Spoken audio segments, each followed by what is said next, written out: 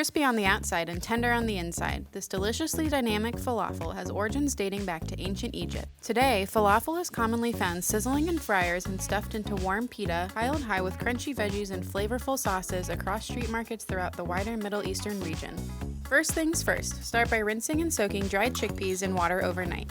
This step seems daunting, but trust me, it's just as easy as using canned chickpeas. Your chickpeas should now be twice the size of their dried counterpart.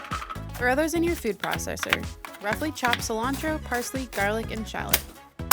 Add in olive oil, spinach powder, nettle powder, cumin, coriander, cayenne, salt, and most importantly, a little bit of baking powder to make your falafel nice and light. Pulse ingredients until well combined. Scoop out your dough into balls and place on a well-oiled baking sheet.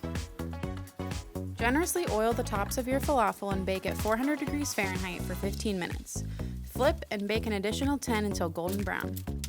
This dish is as tasty as it is good for you. This baked falafel recipe incorporates an additional boost of nutrition through mineral-rich spinach powder and nettle powder. So not only will this recipe provide a treat for the palate, but also powerful nourishment for the body.